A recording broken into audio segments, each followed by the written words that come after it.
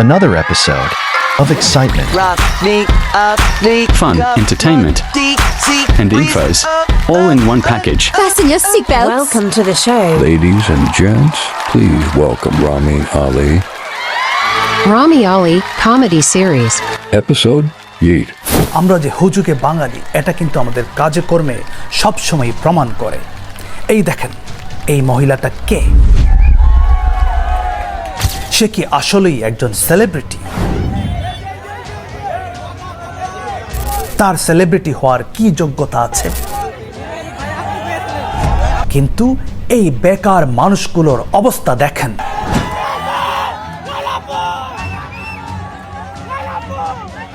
সালমান খান আর শাহরুখ খান বের হয় তাদের ব্যালকনিতে দর্শকদের দর্শন দেওয়ার জন্য।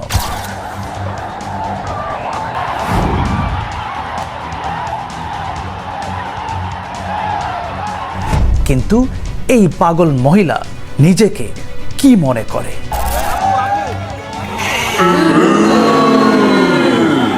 আমার সৌন্দর্যের রহস্য তেমন কিছুই না। আমার সৌন্দর্যের রহস্য হচ্ছে আমি ভালো মন নিয়ে সবার সাথে চলি, তাহাজ্জুদের নামাজ পড়ি, 5 ওয়াক্ত নামাজ পড়ি, আর যে নামাজ পড়ে তার চেহারা এমনি সুন্দর। এই মহিলার সৌন্দর্যের রহস্য নাকি তাহাজ্জুদের নামাজ আর তার ভালো মন। সব ক্রেডিট তো তাহাজ্জুদের নামাজ আর সুন্দর মন নিয়ে নিল, তাহলে তার চেহারার মেকআপটা কি কোনো ক্রেডিট পাবে না? এত কষ্ট করে সময় বের করে মেকআপ করলো আর খামোকা ক্রেডিট দিল নামাজ আর ভালো মনকে। ভালো মনের মানুষ যারা এবং আসলেই নামাজ পড়ে তাদের চেহারায় কিন্তু এভাবে মেকআপ করতে হয় না, তাদের চেহারা এমনিতেই গ্লোয়িং করে। চোখ লাল কিসে, পীড়িতের বিষে নাকি অন্তরের দোষে? চোখ লাল কিসে, পীড়িতের বিষে নাকি অন্তরের দোষে? মেয়েদের একটা বিষয় আমরা প্রায় দেখি, এটা মনে হয় তাদের জন্মগত ব্যাপার, ডিফল্ট বাই বার্থ যেটাকে বলা হয়।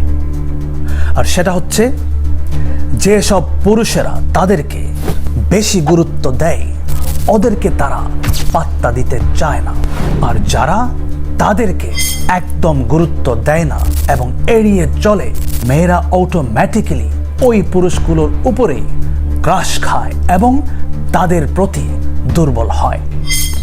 এই ভিডিওটা দেখেন, এই মানুষ নামের পশুটা কতই না নির্যাতন করে যাচ্ছে এই মেয়েটাকে, কিন্তু তারপরও মেয়েটা তার পিছু ছাড়ছে না। পীড়িতের বিষে নাকি অন্তরের দোষে? চোখ লাল কিসে, পীড়িতের বিষে নাকি অন্তরের দোষে?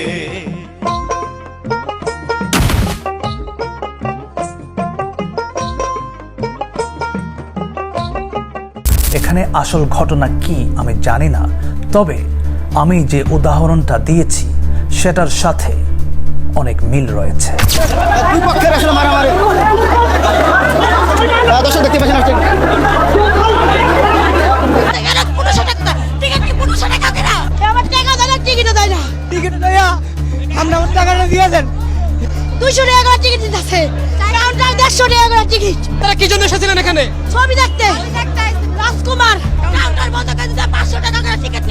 আমাদের দেশের ফিল্মগুলো দেখে কারা? বেশিরভাগই অসভ্য সমাজ, তার প্রমাণ দেখেন।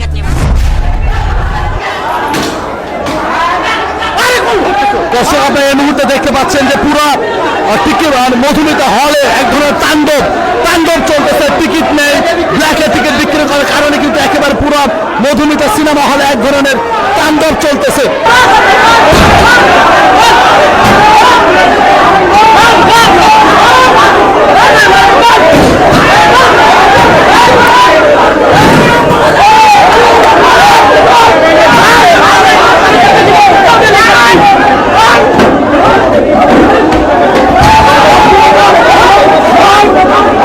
সিনেমা হল কিন্তু লন্ডভন্ড করে যাচ্ছে।